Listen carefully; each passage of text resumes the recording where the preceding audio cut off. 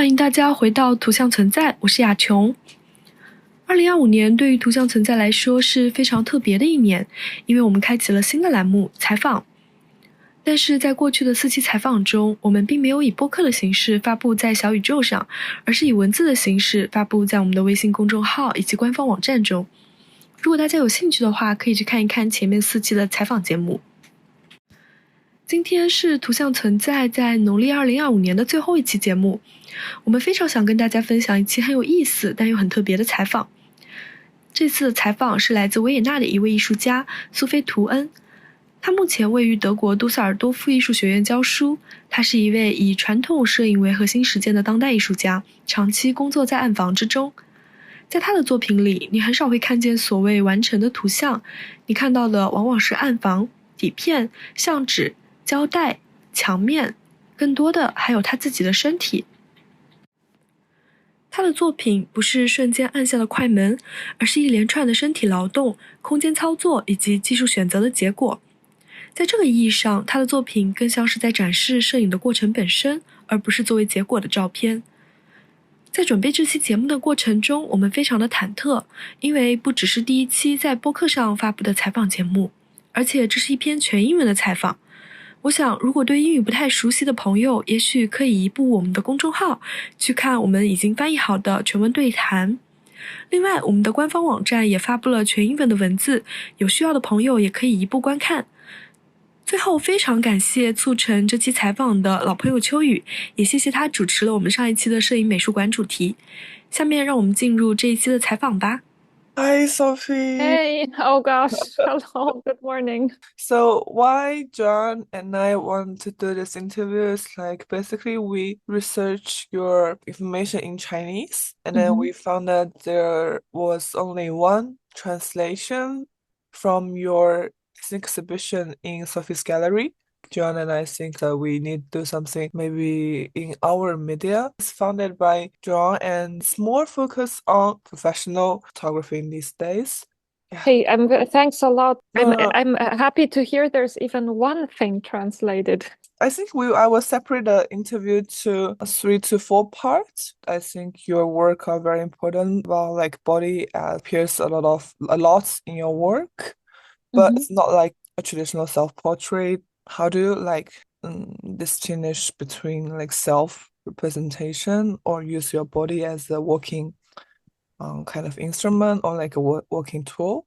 I'm happy you use this term self-representation because I also think for me it's also not about self-portraiture, just using the body as a working tool. For me, it's very related, like using the body as a working tool and self-representation. I started at the beginning when I was started working with photography. I was using the body, of course, to make the work, but never in a visible way. It was more about working just with rooms.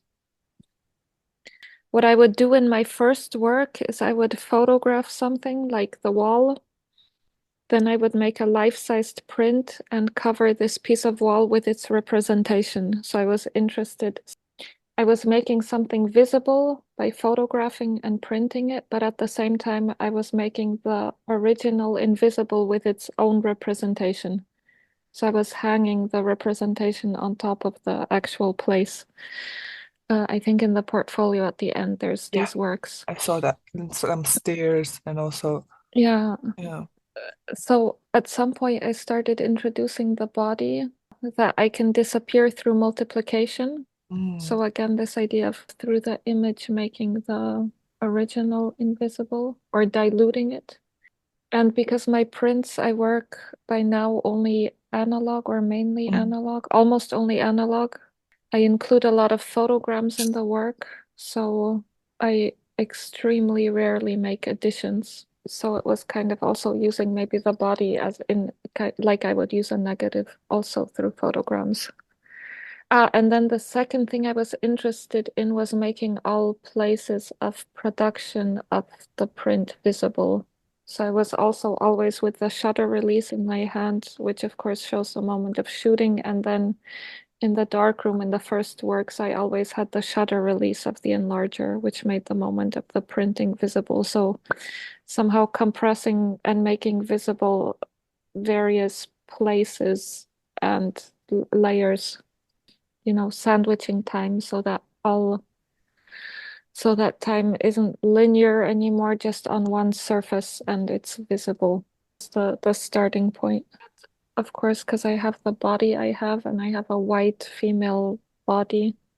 So that then also, I was also interested in the depiction of the female nude in art history, of course, and all kinds of stuff. So I think a lot of other interests also crept in. Like you said, your hands are often in the image. Latest work are in the white, in the border, so you make it in negative. I think this gesture looks like form of your body's signature or like compositions for photography. Still also looks like kind of interruption into photography again. I mean, photograms anyhow, or any imprint, right? Like also a footstep has this, or it does something with time, that it compresses time somehow. It brings you in a different connection than a photograph maybe, which feels more far away. And the imprint is really very here. And I was working once with an archive of Ulay, who also always used himself as material, work material, and used the term self-representation. And he always talked about performing for the camera. In my case, I perform, I guess, also for the photo paper or in the darkroom. So it's a lot of choreographies that happen in the darkroom for the paper, and then the viewer sees these recordings of body movements. Can I pull back a bit, like in time? Yeah, sure, of course. Yeah. I was studying graphics in Krakow, and then I applied to Vienna to the class of Daniel Richter, a painter, and he accepted me. So I was in Vienna studying painting, and I was painting very classically with oil on canvas. And the first thing I would always do would build my canvases. But because first I'd make all the canvases, I wouldn't buy them ready, just buy the pieces of wood and the canvas and then assemble them. So my first decision was always the size. And then when I started working with photography, for me, it was very confusing that you can start with an image and then make all the other decisions regarding scale, I don't know, color, on what type of surface it will be, etc. So I made this set of rules for my practice that a lot of them I kept from painting. So I have these 2 rules regarding scale. I either make contact prints, then the carrier is life size. So it's these contact prints, it's usually 8 by 10 inch negatives or 4 by 5, and they're laying directly on the photo paper and I'm holding them flat. Or if I enlarge, then I enlarge to life size.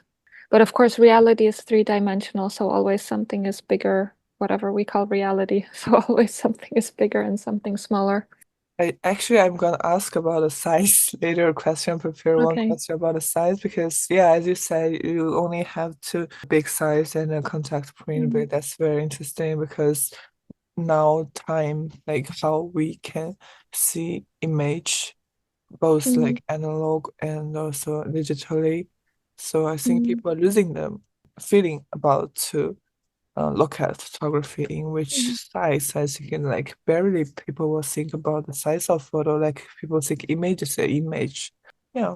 But also I think the use of the digital on an everyday basis, when I use the phone and then I have an image, let's say this, and then I do this. I don't know if you can see my screen, but when I do this, I change the composition of the image, of course, like the crop. Yeah. So I used to never crop, and then I'd print on the paper, and the paper in the darkroom has its limits. And then I started at some point after printing, making the crop after printing, so cutting. Yeah, maybe contemporary image use on an everyday basis is also entering, or trying to think about this recropping.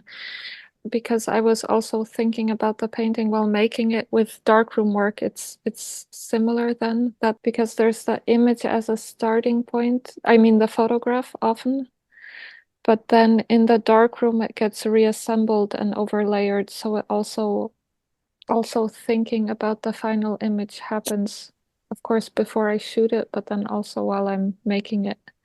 And the hands originally, the first time it happened, it was a mistake, because usually when you make contact prints, you need glass to keep them flat. And because I'm nocturnal, I was always working at night in Vienna. Most places are closed at night, so I never had glass cleaning liquid or glass, or I'd, break the glass.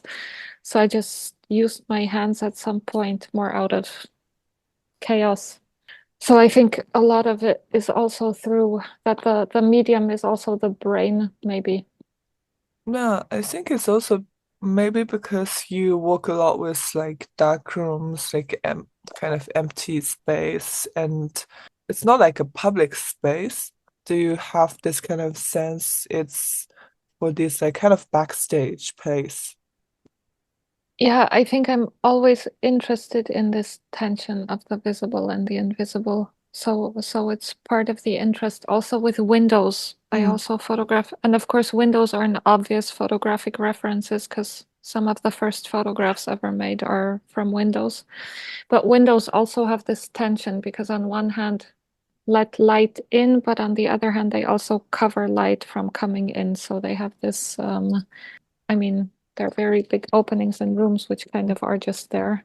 What you said about dark rooms, you said the empty space. This is something I'm definitely very interested in. The large prints I make horizontally. So it works like in a cinema, the projector is on one side and then the wall on which is projected is on the other side. So everything that happens, and I put the photo paper on the wall and the negative inside the enlarger. So it works the same like the camera, just in the opposite direction. The camera I also have horizontally, but it sucks in the light and then the enlarger spits it out. And sometimes I take the photo in the darkroom from the same perspective as the enlarger, so I get this circular movement that the sucking in and the spitting out is happening in the same place and direction. And then, of course, everything that happens between the light and the wall enters the image. Like in a cinema, if someone enters and the film started, then their shadow enters the image. So in the case of darkroom, it's also like in casting, like in sculpture, that the room is the mold for the work. So the dimensions of the room decide how big I can print, of course. If I'm doing a large print before shooting, I always have to go to the darkroom, measure the length of the room, see how big I can print and which lens I have to use. I have to take the photograph from the proper distance to be able to print life size. And then while I'm printing, because it's sometimes in 20 minutes projection, so then I perform for the paper and all these movements and enter the print, and all reflections of the room also enter the print. So really the whole room is compressed in this flat surface. Kind of wondering like when you perform this for the paper, so what kind of like emotional experience you have? What are you thinking when you are performing I mean, sometimes it gets a bit crazy because the longest I've worked was maybe like 27 hours, but sometimes depending and it's a very slow process because they're big, so you need to also the whole drying and washing and so on. Very wet. Yeah. Ulay also said about darkrooms that's about analog photography that they were wet. The difference is the wetness. It's wet although rooms? printing, wet rooms. Although printing is also wet, but more compressed. The wetness is more encased, maybe more under control. I think it enters a different plane, the brain, when you're making stuff. It's maybe more visual thinking. So a part of it is connected just to composition that I'm projecting it, and while it's happening, I think, here it's too bright or too dark, or here I should put something in. Maybe I'm thinking about seeing. And you navigate differently, of course, in a dark room, because with color, I did work in complete darkness, and with black and white, I can use red light. But the large dark room doesn't have so many red lights, so you don't see so well. Also, of course, your eyes get used to it. But it's also, I guess, a lot about just hearing and moving differently in a room. Do you know this Bruce Nauman work, Press Yourself Against the Wall? I always think so this is very related. It could become a very erotic experience. Yeah, because like looking to your photo, like you said, these dark rooms are really different in Europe and in Japan, I think. Basically, the dark room in Europe, like you said, are more open. Japan is more like London, I think, like very small. I don't know, people will not think like we can do something or photographing darkroom even. Machines are all in different place. So here you do develop, here you do print, like then you go outside to check your print. So it's like a different personal space.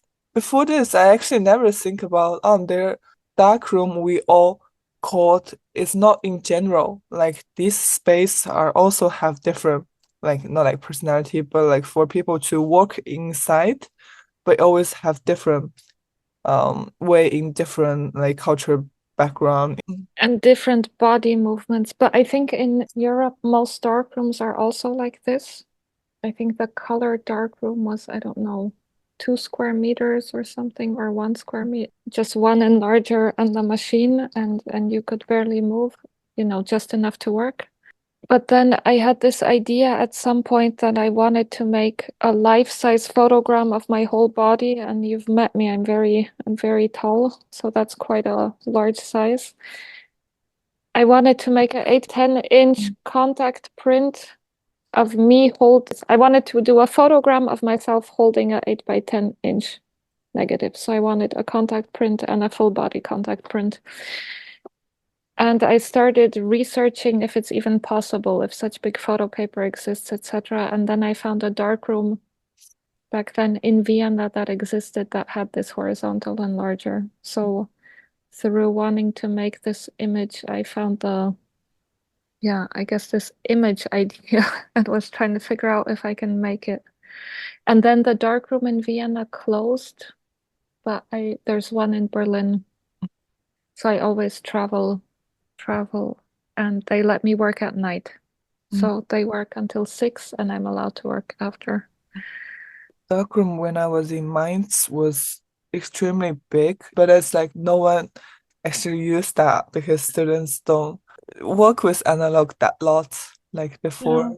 Yeah, so it's always empty. That's why I started with analog photography. I was in my early 20s when I moved to Vienna, and analog photography was totally out. I think no one was in the darkroom, and I was in this painting class, and it was different times, wilder times in art academies in Vienna. And at some point I discovered that one floor under our class is a darkroom, which is just always empty, and where I could just, or almost always empty, where I could just close the door and work alone. So it was also quite a luxury, suddenly you have your own working space. Yeah. Where no one is, where you don't have to work in public and think in public. So it was somehow very relaxing for me, at least, because I had a hard time working in public.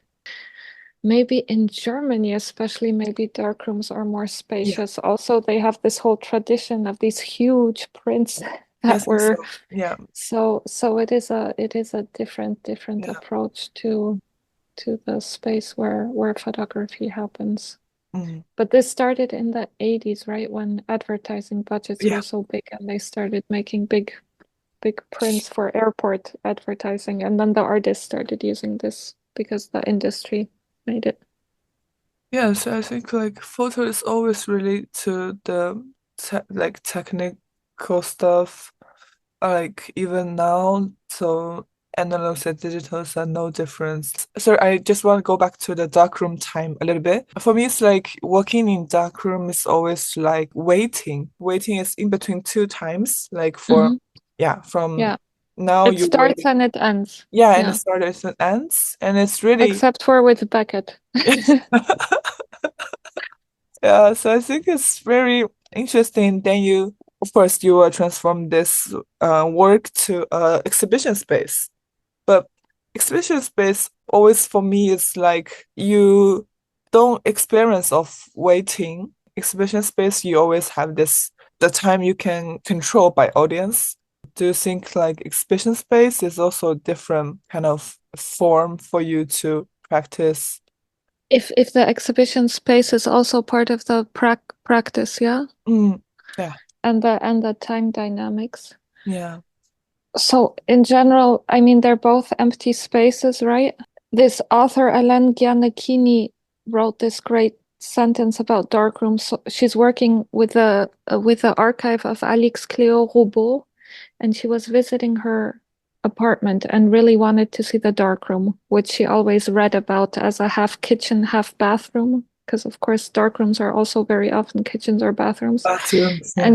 And she really wants to see this darkroom and realizes she'll never see it because even if she's in the space, it's just a kitchen bathroom, and that darkrooms only exist when they're in use.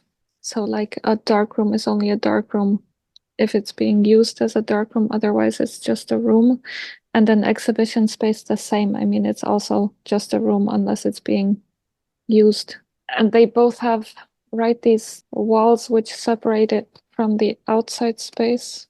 So I'm interested in these, I guess, space and how the body moves. So in the exhibition space and in the darkroom, both, I'm interested how the body moves in the space. Just in the exhibition space, it's of course other people's bodies. So sometimes the work is in doorways and you have to walk through it, or sometimes it's standing in the space. So questions like this, I am interested in viewing distances. Yeah. So it influences the work definitely, and the size of the work. I was showing now a work in Keijiban, one of the works I'd shown before somewhere else, and then the ceiling in Kanazawa was lower, so I cut the work so that it fits the new space. So the scale of Yonkai space in Kanazawa is now inscribed in the work. So sometimes also, after making the work, the new space enters as a mold. And the space is also always in a environment or in a city or so also depending on this space around the space, that also affects, of course, how I work with the space and what I do there. Yeah. So in this sense, the space definitely, exhibition space also very much influences the work. Yeah, but I think it's very interesting. Like you sent me your portfolios about some documentation of your exhibitions. I will always think like not like movie image, like photography nowadays always have a relation to space, of course. But then especially like your work, maybe for the audience 20 or 30 years after, how they will function your work, what kind of, I don't know, experience for the like future audience. Yeah, I have no idea. I'm lucky now that some of them, big ones, were bought by museums, so they'll be stored properly. And what I always found very confusing, like disturbing but interesting also about photography, is that, if I photograph you, I mean, now you're on my screen. But let's say I photographed this situation, you on my desk here, or on my table here, on my computer in the apartment I live in.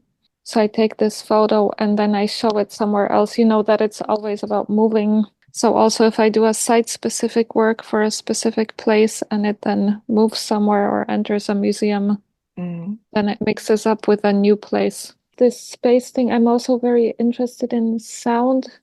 And sound also has this, I mean, through speakers it's less, but if we're standing in the same room talking, then of course the shape of the room and our bodies and everything in this room decides how the sound will be shaped and and the shape of our ears and how it enters our ears. So yeah, I guess I'm interested in the dark room and something like this just happening with light, that all of this stuff around, forms how the light enters the paper. Yeah, this mold, the room as a mold, and the exhibition space is then a different type of mold, I guess, more with it has a thickness also in exhibition, because it has maybe it's like this waiting period between beginning and end. It has a start and an end. So I sometimes also work within this framework. So I've had 3 exhibitions in which I was physically present. Once I was working with an archive. That's the only cases in which I break my rules of enlarging. So when I work with negatives of other people, what I sometimes do, I don't have this life-size rule if I'm printing someone else's negatives. Yeah, so there I was in Latvia. I had an exhibition where I was making the exhibition during the exhibition. I was working with an archive of an artist, and so it was a way also of using the budget to do the research, and the darkroom time expanded into the exhibition time.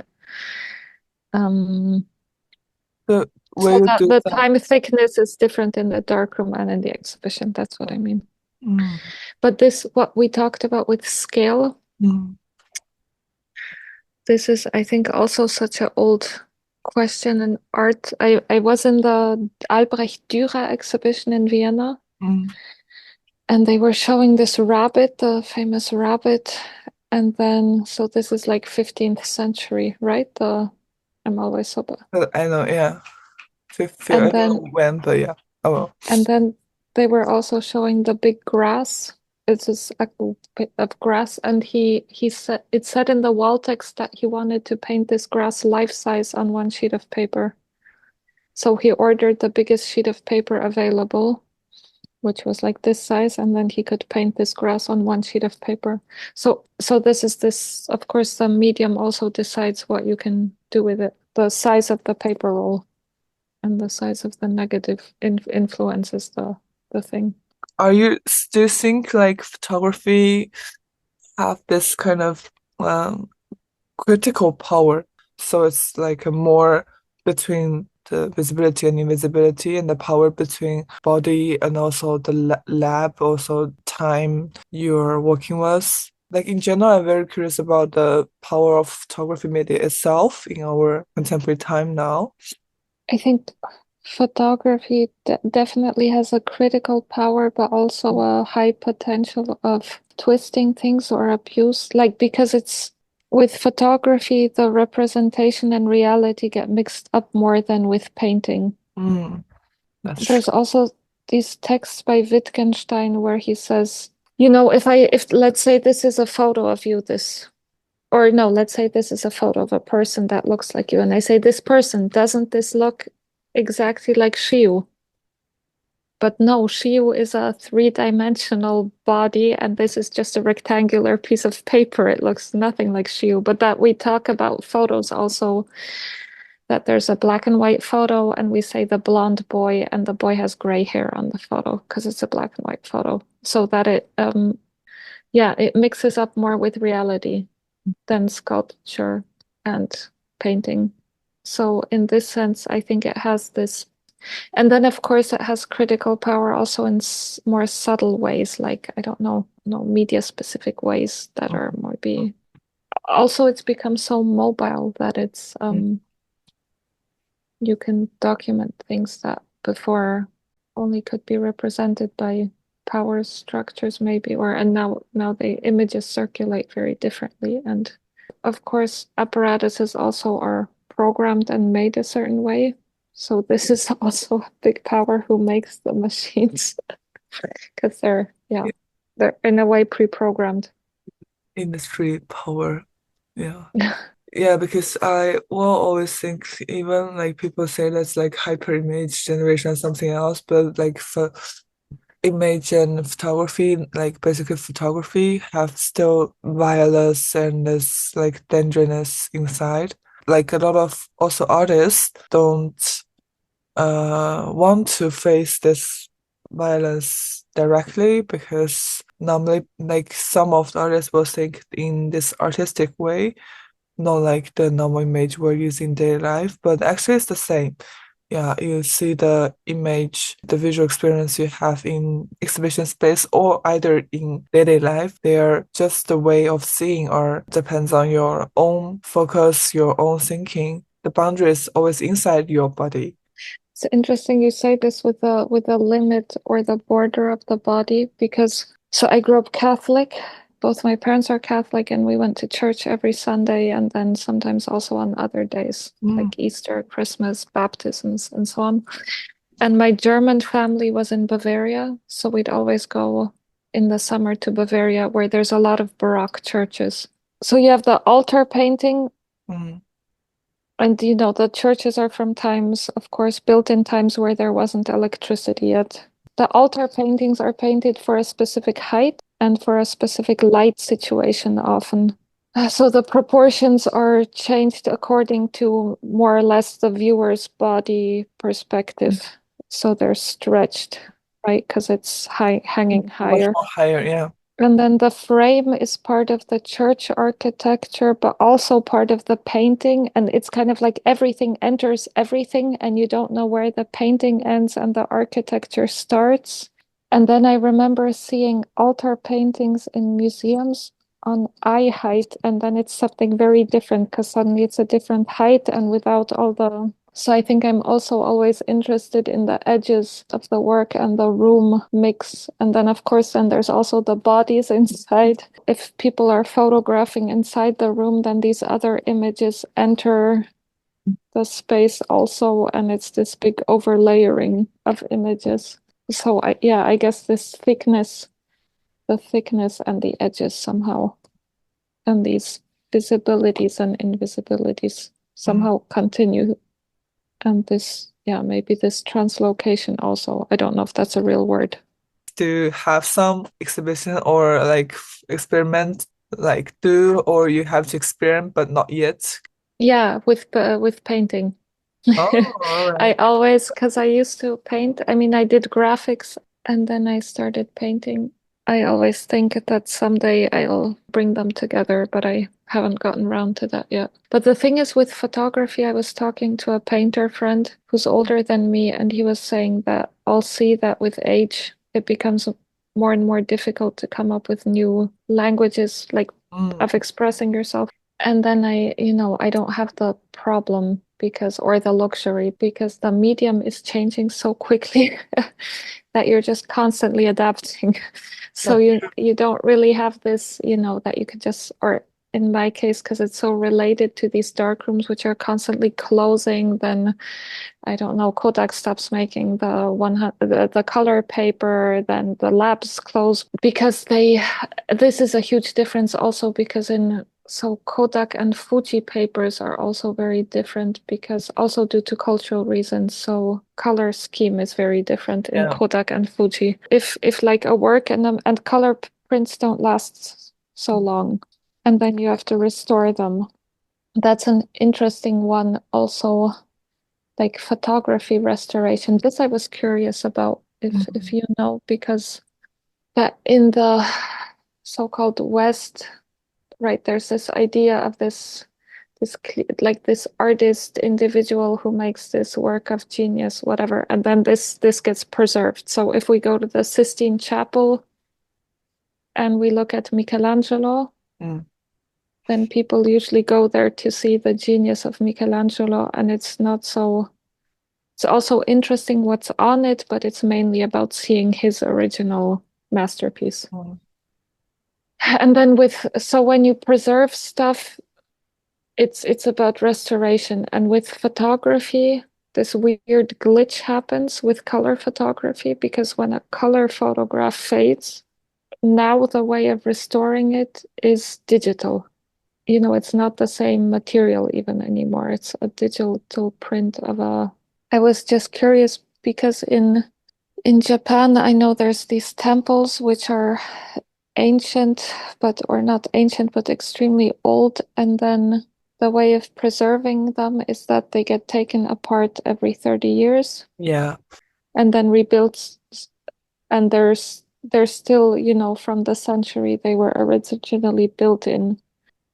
So I was thinking in the West, weirdly, photography preservation is maybe also more like this, but I have no idea. I just find photography and conservation an interesting thing in the Western art world, my art mindset, which is so obsessed about this longevity and not changing.